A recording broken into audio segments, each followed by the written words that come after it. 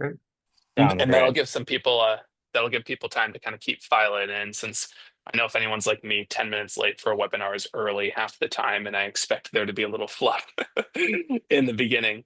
So for all you folks that are new, my name is Michael Haas, and we run a team called HouseHack Seattle that is invested deeply in both kind of house hacking as well as other strategies to invest in real estate in expensive markets like building DADUs, flips, etc.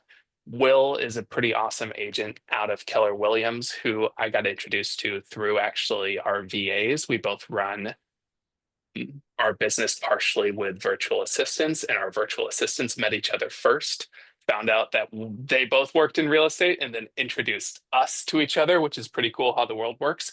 And Will is going to kind of touch on a lot of topics that I think are related to the Seattle market, despite him being across the country in Maryland. There's similar stuff happening pretty much everywhere around kind of the changes in commercial real estate, around running a rental business, and whether to hire property management, which we've got, BB French, a sponsor of the event, is an amazing property manager if you go that route. But Will has gone the route of self-managing and in fact kind of vertically integrating, where he's got a lot of these portions of the business that you can hire out and many people do hire out in-house, which is pretty cool. And so he's got a broader breadth of experience, I think, than a lot of people in this space do, which is kind of exciting. And I'm looking forward to digging into that.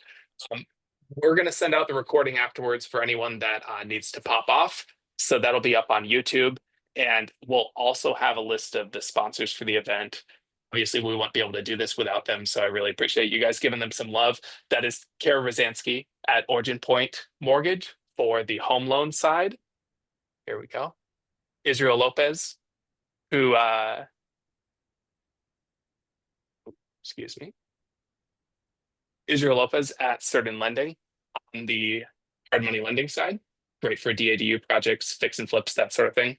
And then, of course, like I mentioned, BB French and Vincent at Segarius Property Management, and David Weiser, who's going to be doing a Ask Me Anything from the builder's perspective as a DADU builder, is going to be on here on his own in-person event in a couple of months. So I'm sure Will has a lot more to share besides that brief intro, but I wanted to tell you guys a little bit about him so you know which direction to go. Will, do you want to kick us off? And then, of course, we'll get to Yoni's question first, and then we'll just start rocking and rolling. For questions, you can just pop right in. If you prefer to use that raise your hand button on Zoom, feel free to. But if you have your microphone off and you just want to pop right in, feel free. If we end up talking over each other, we'll just do questions one after another, and we'll make sure to get to both of them. If you can't talk, feel free to drop the questions in the chat. I'll be watching the chat as well, and I'll let Will know when stuff falls through. But without further ado, let's welcome Will. Thanks. I really appreciate it. And, thank you, Michael, and to everybody on this call for joining tonight and welcoming me from the opposite end of the country from y'all. So, yeah, my name is Will Bowman. I live in the Baltimore, Maryland area, specifically in a town called Towson, which is about 15 minutes north of Baltimore City. Born and raised in central Maryland to the west of the city in the suburban area. In 2016, well, we'll back up a little bit and I'll kind of like work into the real estate that I'm doing now and how I ended up there. There's been a lot of kind of serendipity and almost accidental moments of just trying stuff and then it worked. And then I've repeated that process a whole bunch of times. So to kind of paint the picture of my career and how I've gotten to where I am today, graduated college with a degree in business and human resource management. And I went to work for a company that I'd interned with in college in a rotational program. They were going to send me across the country doing different roles in their human resource department. And I found myself super bored after just a year. A woman that I'd worked with in a different internship reached out to me and said she was starting the HR organization for a medium-sized startup in Durham, North Carolina, which is very close to where I went to college. So I was kind of excited to get out of the Chicago area where I was after college and come back to North Carolina. Worked that job for 2 months only for myself and the woman who recruited me to get rounded up by the CFO. And they're like, hey, the company's not making any money. You both are laid off. So I was 23, didn't have a job, but everything was going great up until then. So I found myself kind of with that first reality check of like, man, I thought I did all the right things in college. I thought I worked hard. I got a great corporate job, and I'm really not as in control of my own destiny as I thought I was. Um, Worked my way back to the Baltimore, DC area to start a job with Deloitte as a technology consultant working with the federal government. That was in early 2016.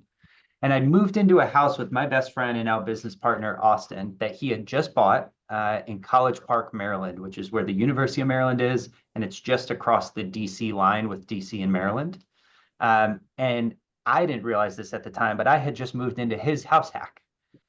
So he had 5 bedrooms in the house, bought the house as a HUD foreclosure, fixed it up on his own in the evenings when he'd gotten back from work, and then was charging all of us rent for each of the individual rooms. I was like, dang, like you've got some extra cash and you're 22 years old. Like that's pretty cool. I'd like to do that too. Um, so started learning about some more real estate with him. And at the time, Austin was working for a single family home and multifamily developer in Northeast DC. They were doing condo conversions and flipping houses and also building a rental portfolio. And he was in the development portion of that business, kind of learning how to invest in real estate, right, at the most basic level. He was coming home every evening talking about what he was learning and was like, we should buy a multifamily property. I think that'd be something that we could do. So we bought a home in Hagerstown, Maryland. It was a 3-unit property on the northwest side of Maryland, pretty close to Pennsylvania and West Virginia.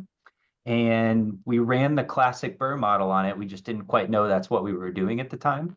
We renovated it, we rented it out, we got it refinanced, and everything worked perfectly. And we're like, oh my God, we got all our money back, and this thing's cash flowing, and like the renovations worked, and how cool is this? So that was kind of my first wake up call to like, no, this isn't just stuff that you read in a book. This can work. So that was almost 10 years ago. And since then, we just essentially haven't stopped. So he and I have continued adding residential real estate to our portfolio, now at 55 residential units across the Baltimore area. And then in 2021, started adding commercial property to our portfolio and now have 3 properties with a 4th under contract right now for about 75,000 square feet of space. And then in May of last year, we launched a co-working company here in downtown Maryland, or in downtown Towson, excuse me, that just opened up on the 5th floor of a building and is expanding to the 4th floor. And then we'll be buying this building in the fall once our 4th floor expansion is finished. So happy to talk about, oh, and on top of all of that, since 2018, have been a residential realtor with Keller Williams, partnered with Austin, kind of co-running our own small team. And we'll do anywhere from like 12 to $14 million in sales per year. Work with a lot of HouseHack clients. A couple years ago was working with a lot more investors than I am now. So familiar with that from a brokerage standpoint, but happy to talk about kind of the growth chain, like how do you go from 1 to 2 to 5 to 10 deals? How do you kind of scale up in that snowball effect? Happy to talk about the transition from residential to commercial. Happy to talk about raising capital. We've raised quite a bit of capital to fund our residential real estate and also as limited partner and equity positions in our commercial deals. So happy to talk about how we've done that. Let's see what else. Happy to talk about co-working as a business and kind of like a niche real estate operation within the commercial real estate space. Yeah, and anything else in between. Like Michael mentioned, we do self-manage all of our properties. So I can talk through that process if that's of interest to anyone. We also do all of our own construction in-house. We don't general contract anything out. We have a full-time construction project manager that we hired in 2021 that subcontracts out everything that we touch, residential and commercial, and manages all of our projects. So I can talk about the pros and cons of bringing those things in-house and how to navigate or make the decision for yourself if you're considering that. So that's a little intro. I hope that's helpful. Definitely. And it sounds like we can kick right off with Yoni's question about property management and specifically screening tenants. How much of that are you involved with, Will? Since I know that you've got internally point person on the property management side. Yeah, still quite a bit. And Yoni, I'll give you how we screen tenants and then let's fine tune it from there if the type of tenants that I'm screening or for the type of properties don't apply for what you've got your eye on right now. So our main things are we're screening commercial and residential tenants, but we do both of those very differently. And I heard you mention like screening a house hack tenant. I owned my own house hack. I kind of skipped over that part, but from 2018 to 2021. So I did that screening of the people who were living with me. So I can talk about that was different than how I look at a pure residential tenant, like not moving into a house hack now. And that's also different from a commercial tenant. So when I was looking for someone to move into a house hack, it was always just the like, do I want to live with this person test? I would meet them and I would have a 95% perfect feeling right then and there of like, is this going to work or is this not going to work? And then I was checking credit. I was checking, does there all the basics. I wasn't doing anything out of the ordinary. And I always kind of told myself if I was going to get in trouble with a tenant, they were going to stop paying or whatever, they're living in my house and I was going to maintain a relationship with them where I could just have a conversation and figure it out person to person. And I never really had an issue. Everybody paid their rent. I had one person who asked to leave a little bit early from their lease and kind of explained what was going on at work and in their life. And I was like, cool, great. Like, you let me know, I'll find someone new, no skin off my back. Like, we didn't create a problem here. So yeah, I looked at their credit, but I don't, I saw a question pop up that's like, was your minimum requirement 650? My minimum requirement was basically just that you didn't have a past eviction, you weren't super far behind on or behind at all on other bills on your credit report. There wasn't a bankruptcy or something like that. That's a big red flag that I might be, having problems. But yeah, if it was a 640 or a 660 or a 700, whatever, was the person a normal person that I would live with myself? Did they have decent income and had they paid their bills in the past? That was good enough for me from a house hack standpoint. Now, Yoni, would it be helpful to talk past the house hack and talk about like pure residential, meaning not house hack and commercial, or was that really what you were looking for, like that Well, house hack angle? I was looking at the house hack angle. I mean, it seems like at least for the larger operators of house hacks, where they have double digit numbers, they've gotten away from like the credit screening. And it just, in my personal experience, like I've run into people with no credit, like students, and I'm like, maybe I should accept them. I have, and I haven't had problems yet. But like Got you you. just hear these horror stories of like, oh, I had to lawyer up and spend thousands of dollars to get someone out because they, were using every law in the book to not pay me. And that just seems super scary. Yeah, so okay, so you're talking about like managing room rental properties, not just like a house hack that you buy and live in, but like, yeah, I've got 10 of these properties and they're all room rentals. I don't really have experience. I've never done a house hack beyond one that I lived in. But I think the general problems that you described with tenants are real and pervasive. And our residential strategy has been predominantly to place voucher-based tenants into our properties, so those who are receiving Section 8 or other government assistance programs. Um, and then I really don't look at their credit other than like a recent bankruptcy or criminal history. Maybe if there's because if the payment source is coming to me, I don't really care about the credit as much. But if they are paying you directly, yeah, I'd probably look at the credit and just maybe that informs you 10, 15% of the way of like what you're going to get from that person. But yeah, you're still going to have problems. Absolutely. There's kind of no way to avoid that. And I don't know that there's any like secret to tenant screening for market-based tenants in a lot of house hacks that's going to avoid those problems. To add to that, Will, from a Seattle perspective, if you are living in the property, Yoni, you do have some additional screening that you That's can right. do. Seattle's pretty strict around how tenants are placed. And we have some rules like first in time. Essentially, you're supposed to take the first qualified applicant, as well as discrimination rules around tenant placement. So a lot of those rules, if you actually live in the property, there's a carve out where they don't apply to you. You can make decisions a lot more based on feel, based on personality. I could be wrong here, but I believe things that you can't do as a landlord, like a criminal background check in Seattle proper, you are able to do as a roommate essentially situation. Since, yeah, I see Will making a face. We're not even allowed to You check can't check criminal criminal records backgrounds. No here in kidding. Seattle. No, it's rough.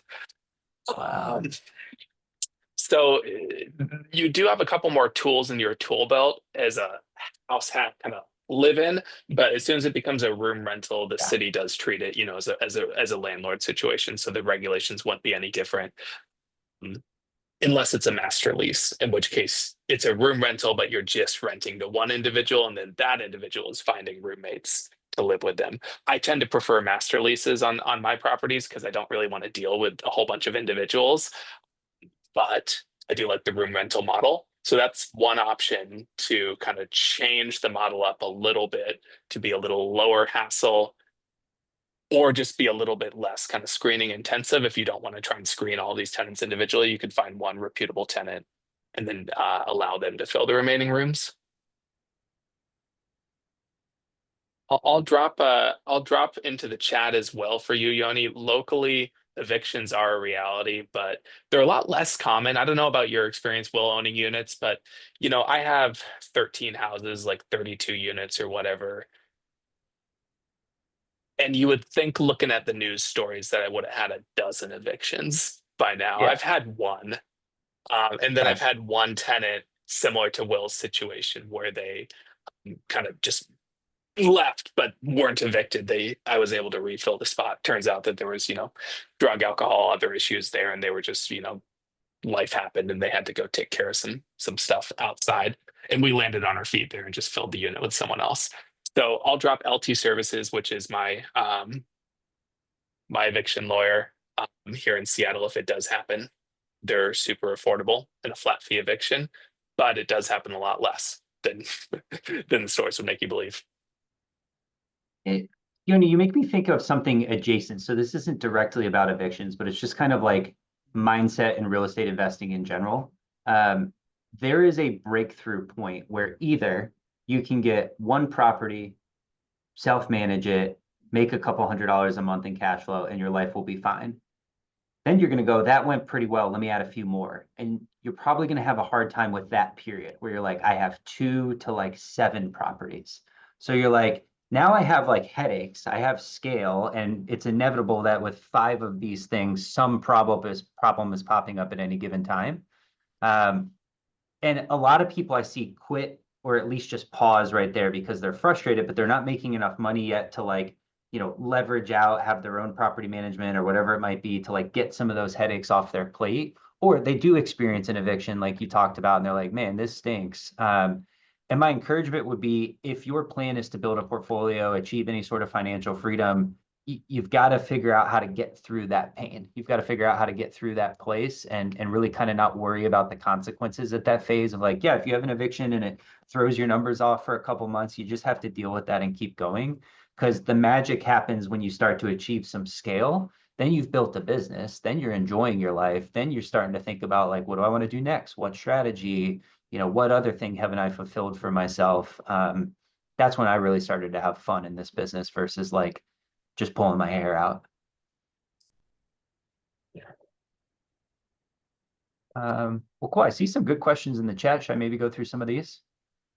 Yeah, it looks like Dennis has some questions around whether your properties are local, and then also how you decided to get into the commercial multifamily space rather than continuing to do more single family.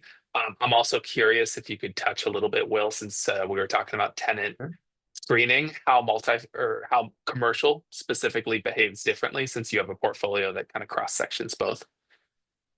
Awesome. Yeah. So great questions, Dennis. I appreciate those. All of our properties are local. I haven't figured out, nor have I felt a need to invest out of state. And I realize that that's totally a local market thing for me to be saying. I know there's people in California that are like, I can't find cash flow. And if I do, I'm getting a 3% annualized return on it. I got to go put my capital somewhere else. Fortunately, in Baltimore City, Central Maryland, we've got cash flow that I could go grab off the market right now. It's just the nature of our market, and it has been that way for about the last 10 years. So I'm also at the fun point of our business where we have the connections. I know all of the key players who are local wholesalers in Baltimore City. Frequently, my business partner and I will just get a text that's like, hey, chatted with this seller today. We're about to lock this house down at 65,000. Would you guys take it for 70 before they've even blasted their wholesale list? And if we're in buying mode at that time, sometimes it's a simple like, yes, and I just bought a house, So that's fun when you start to achieve some scale. And I don't want to leave that. I've spent 10 years kind of earning that social capital. I don't know what you would call it, but just those connections. So yeah, don't feel a need to go out of state. And I don't know that I desire to ever get big enough that we like truly tap out on opportunity here in Maryland. I don't want to be like a multinational real estate company. I wouldn't mind just being like a decent sized medium local player. And then the question, when did we decide to get into commercial slash multifamily? So separating commercial out, multifamily and single family, we did it the same time. We got into those. Actually, our first deal we ever did was a 3-unit. So I always kind of bucketed small multifamily and single family in the same thing. I can go do a 3-unit the same way I can go do a single family home. It essentially behaves the same. We don't own any like large multifamily. I don't have like a 20-unit apartment building. It's not that we've avoided that. We've just never really gotten into it. If anything, those might be a little overtraded in our area where the spreads weren't great and a lot of people are going after that. But then the question about commercial is a good one. So our first deal that we ever bought commercially was advertised through a residential wholesaler who does a lot of work in Baltimore City. So she's sending those row homes that we have here in Baltimore City. And then all of a sudden this 20,000 square foot office building in northern Baltimore County outside of the city shows up on her email list. And my partner and I were kind of like, that's weird. Never seen her advertise something like that before. And I remember emailing my partner Austin back and forth being like, this looks like a really good deal. I know we don't like do commercial or really know how to do this, but like, should we do the numbers on this? And I think he replied with like, yeah, this would be fun next year, once we stabilize some stuff. So we let it go for a month and then it came back. We got an email blast that said the first buyer didn't perform and that it was available again. And so we like truly underwrote the property at that time, called the wholesaler and we're like, all right, what's up here? Had some banking relationships with commercial and regional lenders that we'd done some one-off refinances with a few years prior.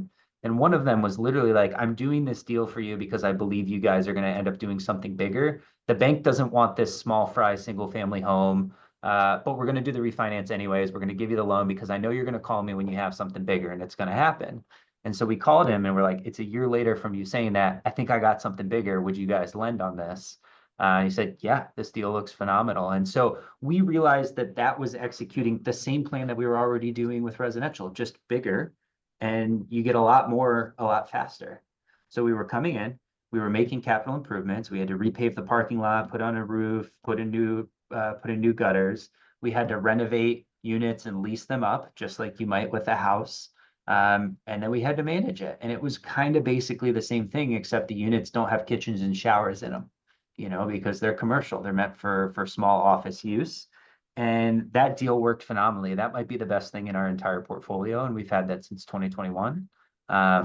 Have loved doing that. So that's kind of how we ended up in commercial real estate. And then we've done 2 more deals since that, just like that since then. And we're under contract on our 4th right now. And then, Michael, you mentioned credit screening for commercial tenants. I'll go over that real quick because, maybe it doesn't apply to everybody, but commercial is different in that they're not going to live in the property. I'm really more concerned with like, what is your business? Is it brand new? Has it been pre-existing? Why are you moving into this space? I have to check, does your business use match the zoning of my space? If you want to bring in a hair salon, that might not match the zoning. Or if you want to start a pizza shop, I might not be zoned for that. And vice versa. So I have to check zoning. Then I want to know that you have decent credit. I want to know that you haven't, I actually think credit is most applicable when screening a tenant for a commercial space. And then I want to see your bank statements. I want to know that you've got some money in the bank. If you're about to pay me $2,000 a month for a business, this isn't your house. If you lose this, you don't lose a roof over your head. It's not as big of a deal. So I want to know that you're not like, yeah, I'm going to start this business and I expect to make 20 grand in my first month. And I've only got $2,000 to my name, that might not be a good fit. Those are really the things that I'm concerned with. And then just kind of like, what's the story? What's the use? What's the fit? And we've had a pretty good track record. We've had a few tenants in our commercial spaces fall like a month behind and get a little laggy on their rent, but it's never been bad. And I haven't had to do a commercial eviction. Yoni asked on those commercial tenants, do you ask them to personally guarantee the lease or is it just their business or their LLC? I ask for a personal guarantee whenever possible, right? Because they could just dissolve that LLC, no responsibility, and they're out of there. Every now and then when I run into a like really high credit tenant, meaning like, so I'll give you an example. There's a it's like the Maryland Center for Oral and Facial Surgery. They're like a really high-end dentistry operation that has 6 different offices across Central Maryland. I bump into people, tell them about that. They're like, yeah, I got my wisdom teeth removed there. Like this is a business that's been functioning for years and years, makes great money, is well run. They moved their administrative office into one of our buildings and would not personally guarantee. They're like, we'll put the business name on it, which has been a business, in good standing for over 20 years, but I'm not putting a personal guarantee on it, not because they're going to stiff us on rent, but it's kind of just like my business speaks for itself. And so I said, okay, I don't need a personal guarantee there. If you're going to shut down your business that's been in operation for 20 years, has 6 locations, and has served people all over Maryland just to get out of the lease with me, fine. But if this is your first venture and you just started the business last month and you don't even have proof of concept or a client base yet, yeah, I definitely want your personal guarantee on that.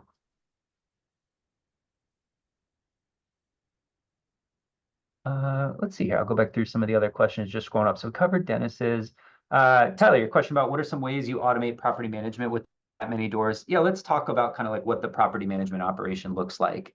So I lead property management, but don't directly do it on a day-to-day basis. Below me in the organization, we have a in-house property manager who works for us as a contractor. So he's not full-time salaried. He does about 20 hours a week with us. We pay him hourly, and he manages the entire residential portfolio and then most of the commercial portfolio. Although when we stepped into commercial and we're stabilizing each of those properties, I wanted to be the one that had the tenant interaction, that negotiated the leases, I wanted to kind of do everything from a commercial standpoint until we reach stabilization. And then I've handed it over to our in-house property manager so that, yeah, if there's an air conditioning problem or, just kind of like putsy management type things, he handles that. All of our units, residential and commercial, flow through Buildium. So we've subscribed to that software. We do our own bookkeeping. Well, we have a bookkeeping service that keeps our books, but we have a process for monthly verification of like uncategorized expenses. They're like, hey, you charge $600 at Home Depot. What property was that associated to, right? We come back and we fill it in on a spreadsheet, and then they finish the categorization and they send us monthly reports for every property in our portfolio of kind of where we stand from a profit and loss standpoint. And then our in-house property manager receives all phone calls, all inbound, maintenance type things. And all I did in the growth process was I took that from myself and I handed it to him. That was all it was we hit, Yoni, what I was telling you, push through that messy middle to get some real scale going on so that you can pull that off of yourself and hand it to someone else. Then you're going to actually grow because you're enjoying your life again. Some of those problems have been handed off. And you've got someone who's like, okay, this is my 90th time handling this same exact problem, where if it's your first time, it might blow your whole day up, right? And he's like, well, this is the 90th time I've had to deal with a tenant not paying rent. Let me just repeat the process that I do every time, and it's just another day at work for them. How else do we automate things? I'm trying to think if there's any real like tips and tricks there. We've built, okay, this is a good one because we do all of our construction in-house. So whenever we renovate a property, we're contracting with the subcontractors directly. We're not handing it to a general contractor. Over the years, we've built deep relationships with some go-to guys. So we have someone that we can call for anything at any time, just because we've spent 10 years building that relationship. I had someone call me in one of our commercial buildings at 8 o'clock at night on a Sunday and say, there's a leak in my ceiling. What's going on? I called one of our go-to contractors. He picked up the phone immediately and I was like, hey, the ceiling's leaking. Sorry, I know it's Sunday night. He's like, I'll be there in 10 minutes. No problem. Let me just put my shoes on.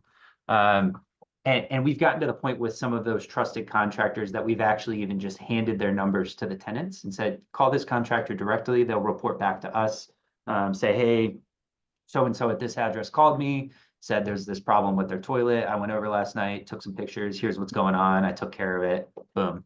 And then we submit for payment.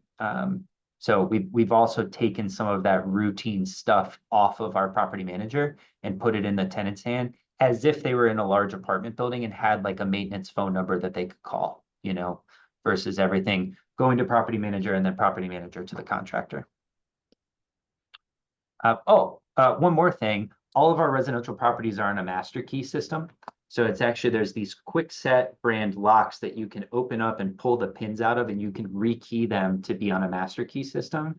So I have one key that opens every residential property that we own, but then the tenants all have their own individual keys. Obviously, no tenant gets the master key, but they'll have a number 1 through 25, and it's stamped on the back of their key. And if someone loses their key, there's a local hardware store that produces keys in Baltimore that has our master key system on file. They call them and go, hey, yeah, I'm key number 3. I need you to remake me one. I got locked out, or I lost mine, or my sister's moving in and I want to give her a key, whatever. So that's really helped with like lockouts and key management. And then all of our trusted contractors carry a copy of our master key. So there's never any issue about getting in or getting access to our properties. That's super Cool. interesting, Will. So it's an actual physical double key set where there's a master and an individual. Yeah. Yeah, And we you're just we, using we like off the shelf standard Quickset deadbolts that you can go get at yeah, Home Depot. There's a certain type that you can swap the pins out on, but yeah. they're very cost effective. Yeah, we've always done the keypad lock system where we keep the master key and then we give combos to tenants. Okay. But that has a Yep. lot of problems associated with it since now you're reprogramming these locks constantly. Some tenants like having a physical key, Right. batteries run out on them, right? So Exactly. That's that makes one a lot of area that we sense. want to stay analog in forever. You just can't screw up with a physical key and a deadbolt. Yeah, So yeah, cool. Let's see and here. interesting question that I don't know how helpful you'll be able to be here, Will, since it's a location specific question. But Charlie asked how to get into commercial multifamily, kind of specifically in our area. If you talk a little bit about kind of your experience, I can definitely kind of add in the Washington Pacific Northwest spin on it. But I know that a lot of people are in that kind of onesie twosie single family, maybe with a DADU space, and wondering how they get right to 70,000 square feet of commercial, right? The larger deals that you're doing. Yep. So one clarification is commercial multifamily. Are we talking just like a commercial property, like it could be an office building, an industrial, or do you mean multifamily like an apartment building? Yeah, I mean in that apartment sense. complex. Okay. Yep. So yeah, let's break it down. I think this would work kind of in any area. The first thing is finding the deal. So what's your system for finding the deal? And I'll tell you this, finding commercial property behaves differently than finding residential property, meaning commercial brokerage and commercial real estate agents, that world is very different than residential. In residential, we have these great centralized MLS systems. You can come to an agent, sign an exclusive representation agreement, tell them what you're looking for. They plug those requirements in and they can show you everything that's on the market that would possibly match that. Commercial, they kind of have that, but it's not centralized. There's multiple different sources that people might post commercial deals on, and a lot of stuff never makes it to like the public view. In fact, the joke sometimes is if you're seeing a publicly available commercial deal, it means all the people who would actually buy that have already passed up on it and said, nope, that's not a good deal. I don't want it. So if you're seeing it, it's probably somebody's trash at that point, Now, don't take that too heavily. You absolutely could still find a good deal online, and I don't want to speak in absolutes. But networking with commercial brokers is super important. Literally this morning, a commercial broker came to my office and we spent an hour and a half together, had coffee, and he would love to win our business to help represent us to buy a deal, but we're looking for something very specific. I want a $2 to $6 million multi-tenanted office building in a certain area of the Northwest Baltimore location of the Northwest Baltimore area with about 20,000 square feet of available space that I can move a new location of our co-working business into. So I gave him those requirements and I said, I'm ready today if you have that, but I'm also ready in 3 years if you have that. So you've got to extend your time horizon a little bit. And then you're also probably going to have to earn the trust of that broker. They go, okay, like somebody else probably wants this deal too. Why are they going to come to you? Have you proved that you're bankable, that you've got the financing lined up and that you've got the commercial lending relationships, the ability to get the cash on hand that you're going to need to make the down payment, the capital improvements? Are you going to know how to operate the asset, when and if you buy it? Do you know how to go about negotiating the deal? Your broker can do that for you, but you should know some stuff too. And kind of read up on deal structure in the commercial space. Yeah, And I I just think if want to you've done add that, a you'll be few good. yeah, I just want to add a few contacts on this. So I started to cold calling a lot of brokers, and some of them did send me some, off market deals, but I'm not sure what's a quick and dirty way to underwrite. Okay, should I take a further look on the underwriting or not? Like, is there any rule of thumb here? That's where And when you it say gets a commercial industrial is in true commercial, or are you just talking about larger multifamily, larger than 4 units here? Yeah, I mean 4 to 10. But multifamily Yeah, residential, not about necessarily 5 to 10 commercial. units. Yeah, yeah. Got it. Yeah. there there there isn't quite as easy of a quick and dirty way to underwrite in the sense of like, you could do the old 1% rule with like a standard residential rental. And where commercial gets interesting is like deal structure. So is the seller holding back some financing? Like you should underwrite it no matter what, and then plug in the assumptions that you would need to be true for that deal to work.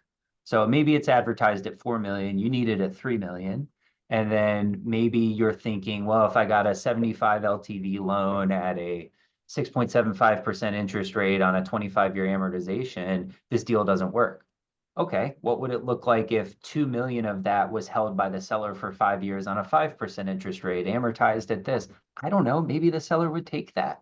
Maybe their problem is that they have to realize those net proceeds on the sale. But anybody who's trying to buy that deal straight up with normal financing can't get it to pencil out to be profitable, but they'd be willing to hold back some, second position financing that would then allow the numbers to work for both you and for them. They would realize their net proceeds. They just have to wait a couple of years.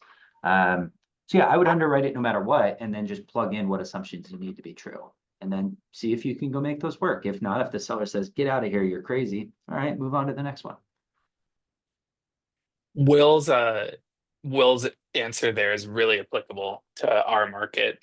Realistically, in our market, commercial multifamily deals don't just get bought, they get made, right? So usually it's a non-performing asset, it's a creative financing situation. It's something where if you just run kind of a cap rate or a gross rent multiplier analysis kind of on exactly how it's going today, it probably doesn't work. And the reality is that the market is desirable enough for those units in Seattle, and there's enough institutional players in that space in Seattle that if you can just kind of do a back of the napkin calculation and see that it crushes, either it's a unicorn or that deal is like Will talked about, never really getting to us smaller investors, right? It's getting gobbled up long before then. So I think the opportunity is when you start to train your eye and you start to see the forest through the trees and see the chances that you can take with the seller to turn a okay deal into a very good deal, and then just repeat that over and over again, right? Since not every seller will do seller financing,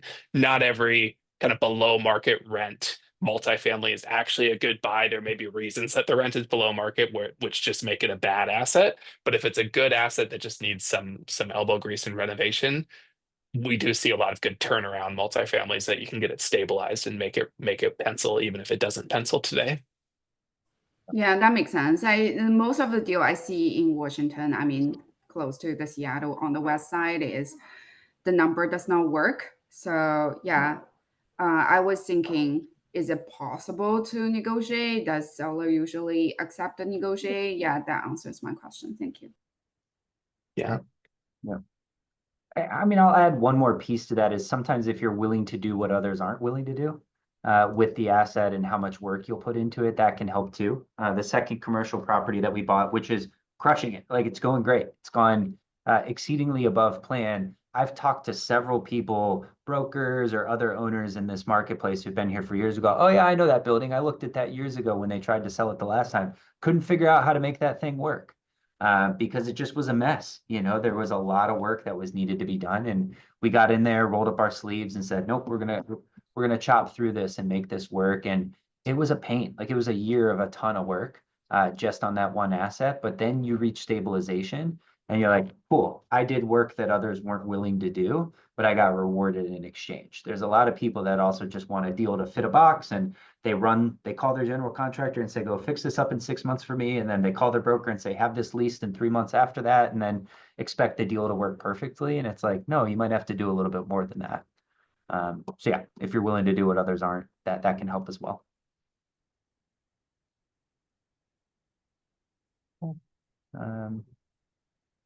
else do we have here? What other questions do we have? We have a couple of kind of general ones. Yoni, I know you asked about kind of Zillow exclusive listings. That's something that's pretty big in our neck of the woods. May not be as big out in Maryland, but our MLS is one of the MLSs that's engaged in this pretty big fight around kind of off-market or private exclusive or non-publicly listed properties. Zillow has a pretty vested interest in keeping properties publicly listed because the way that they generally make money is by becoming a hub for publicly listed properties where buyers and sellers go to the hub, and then industry professionals pay Zillow to advertise on that hub.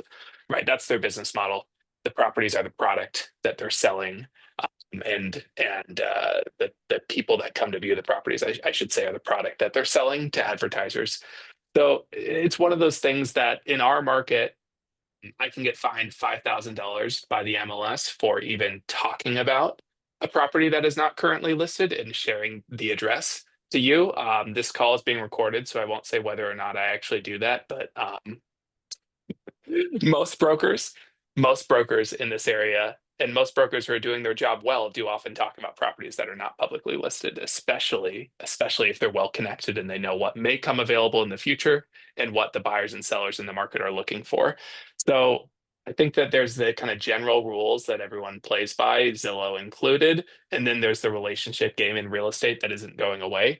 And the reality is that if you can build to a size that people actually listen when you say what you want or need, you can get a lot done. I think the problem in our market is there's a lot of kind of small mom and pop investors, and a lot of the kind of commercial and residential agents get, dozens of these calls every week where, hey, I'm looking for cash flow multifamily. Hey, I'm looking for below value commercial. Hey, I'm looking for a DADU play that's $700K for the front house. So it is a little bit of a problem, right? There's more buyers and sellers in our market. So figuring out how to get your foot in the door with these power brokers that actually find the deals is important. And I've always found, Michael, maybe you've seen this, that doing business gets you more business. And that applies to Exactly. every aspect of the real estate industry. So if you're a real estate agent, you do one deal, it's a lot easier to get your second deal. Same as an investor, you buy a couple houses, maybe whoever you bought that house from goes, yeah, this person's closed on 2 houses now. I definitely should be like giving them a call anytime something new pops up. So go do some business too. And then it will start to slowly feel like, oh yeah, there's deals out there. I wasn't at the forefront of those because I was still trying to break into this world. Yeah, definitely. What other questions do we have out there?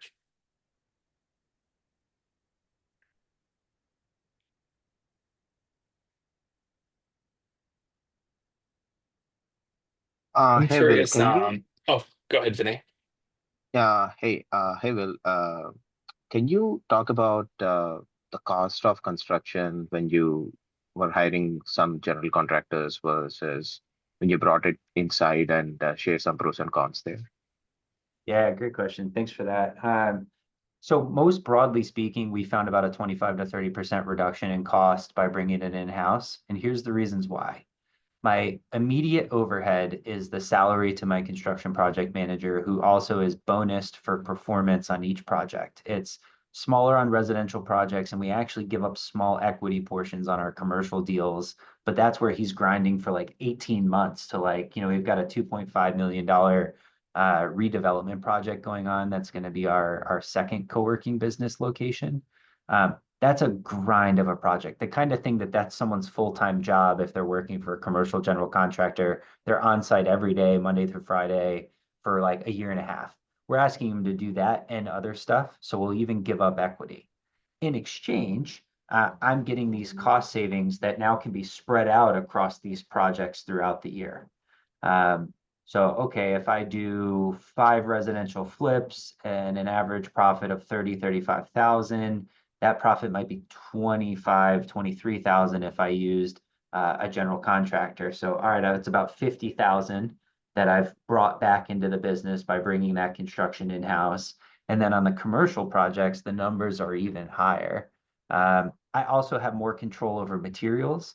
I have more control over what's going on in the project. There's never a like, why isn't someone on site? Because we're controlling that. There isn't oh, we jumped off this job for 3 weeks because we got a higher paying job elsewhere. Someone called us and they're paying us double to go do their roof. So forget you guys, we'll come back, after that one and finish your roof. Don't really care that you had a timeline that had to be met. So we're controlling that. The cons are I have a fixed cost in my business. So if I finish a project, I still got the salary of my construction project manager. So I got to be ready to keep the fire hose on to keep deal flow coming into my business, to keep him paying for himself. Otherwise, I just have dead weight that's deteriorating our cash flow. So we found this nice sweet spot. We didn't bring that person on until we were at a pretty comfortable, like, yeah, I'm going to do 12 to 15 renovation projects a year, mostly residential, but maybe one large commercial per year on top of that. And that's enough to keep him busy comfortably for an entire year and us to absolutely get a profit out of that. I don't know that I would bring your construction in-house if you're like doing one project, because what happens after that? Do you fire the person after 6 months? Those are really the pros and cons. One version of that, Will, that I've seen work well for smaller investors is I know a few investors that end up partnering with their GC. And the project especially flips. I think generally speaking, if you're doing partnerships, it makes a lot more sense to do them on exit properties where you're flipping than it does to do them on hold properties where you're holding it long term as a rental. But either way, I know a couple of 50-50 partnerships. I know a couple of people that just kind of bonus essentially their contractor with say 10% equity or some percentage of the profit on the flip, and that also deals with the issue of alignment where you want this person invested in your success without necessarily having the weight of payroll. I would imagine though, Will, if you've got someone on payroll, this person is probably also looking at opportunities a little bit because they know that if the projects stop, their job may be in jeopardy, right? At some point, there's only so many 100%. so many things that you can do as a construction manager if you're not actually working on the project. So it sounds like you've created another, de facto deal finder as well. Yes. Yep. Yeah. No, absolutely. That's correct. And I'll tell you an interesting Baltimore story about that JV model with a contractor. So Fort McHenry is where the Star Spangled Banner was written. That is a fort that's on the southeast edge of Baltimore facing the harbor. And, the British were coming in, their bombs were going off, the bombs bursting in air, right? That whole area, that peninsula on the south of Baltimore where the fort is a neighborhood called Locust Point. It's not very big, and honestly, until like the 2000s, it was kind of like desolate, sort of like Port of Baltimore, like smelly fish ships and things like that coming in, but it was prime for redevelopment. There's a development company called 28 Walker Development that had this ambitious plan in like 2003 to build a couple hundred units of housing with retail on the ground level, a grocery store, a parking garage, an office building, some sports fields, like this whole self-encompassing development that was going to be a couple $100 million. And they went 50-50 with the general contractor and the development company. And because of that structure, they were able to weather the storm of 2007, 2008. And getting through that project, surviving, not going belly up at that time, has made that whole company one of the power players in the development space of Baltimore. And he's like, I've actually talked with the owner of that company. I had the pleasure of playing golf with him a few months ago. And he's like, yeah, had I not done that structure, I wouldn't be in business today. And I don't know what I would be doing for work, but instead, I've made a lifetime's worth of money for me and my family. So that's a cool thing to consider when you get to that level of scale, because you're able to spread the risk across two parties. Yeah. I think that's a really good point on partnerships, right? The one benefit is spreading the risk, but you should have specialization there, right? Anytime that you're bringing on a partner, I think new investors have this common thought, which is I don't really know what I'm doing.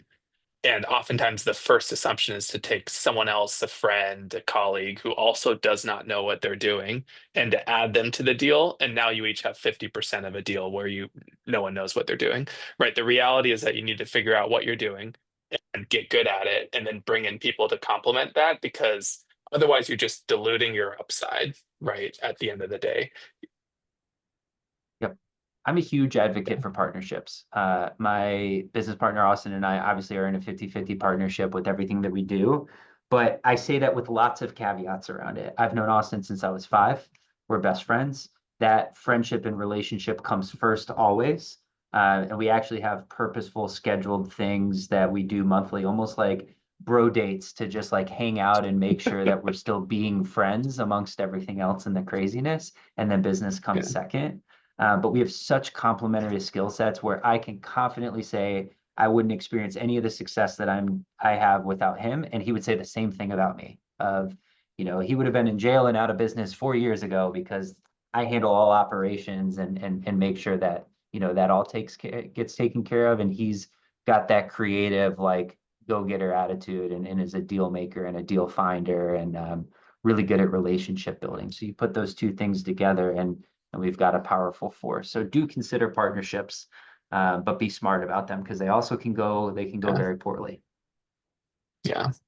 And it looks like you only had some questions around financing, and I'm sure that you have a pretty different, take on financing at your scale maybe than you did when you were just getting started with your first house hack or your first rental.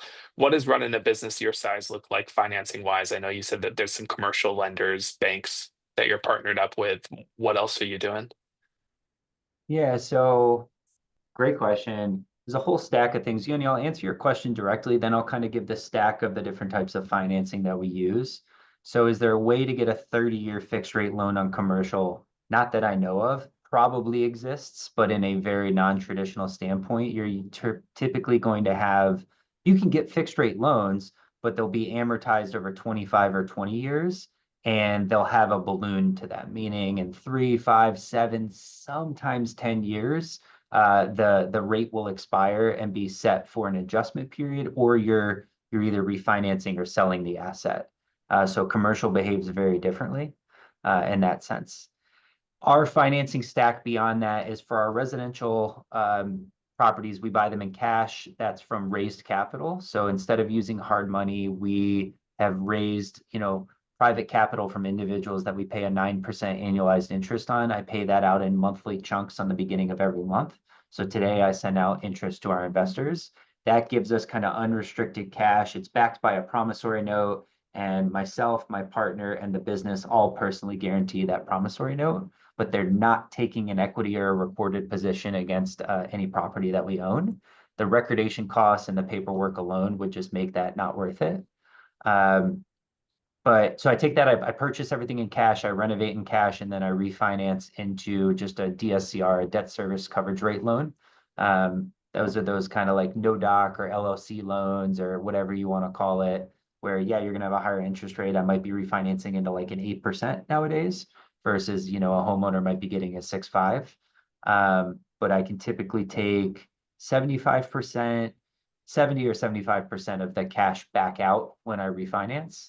And then on the co-working business, we have slightly different financing available to us in some of our buildings because we're considered an owner occupant. So we occupy 50 or more % of the building. So it's still traditional commercial financing, but it's like slightly better. And there's a larger bucket of back-end investors through those commercial loans that want to be on that debt, like life insurance companies. There's actually a life insurance company that's considering doing the debt on the building that we're buying this fall. So there's this whole world of like alternative financing and companies that aren't just banks that want to place debt. This probably isn't applicable for anyone on this call, but I found this interesting. The Wharf in Washington, D.C. is a really major redevelopment that was done about 10 years ago, and it's waterfront. It's got a concert venue, schwanky apartments, a really nice hotel, awesome restaurants. That was done 10 years ago and just sold to a Canadian sovereign wealth fund or a Canadian like pension fund, I think it was. So there's financiers in the marketplace too that aren't just banks. You know, there's people that want to place debt when you're starting to do larger things. Yeah, it depends seems to be the answer for these big projects, right? The conventional mortgage guidelines that we talk about with 1 to 4 unit properties where there's a lot of different lenders and they're all kind of playing the same game is out the window here. So thank you, Will, for your time. I really loved your answers to those questions. I think you've got a different perspective coming from the other side of the country than you do, and also just running a truthfully bigger business than many of us here are running today. So it's inspiring to see that. Where can people find out more about you? Where can people connect with you and stay in touch? Yeah, so I'm an Instagrammer. I'll drop my Instagram handle in the chat right here.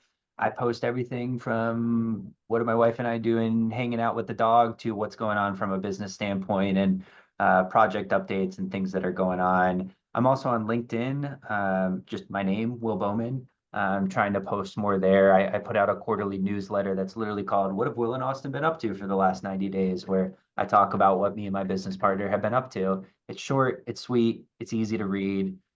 So if you want to keep up to date with us and what we're doing, follow me there, subscribe to that newsletter. I'm never going to sell you anything. I just literally want to communicate with people who are interested in what we've been up to. Yeah, that's kind of the 2 main things. And if you want to email me, I'll drop my email as well.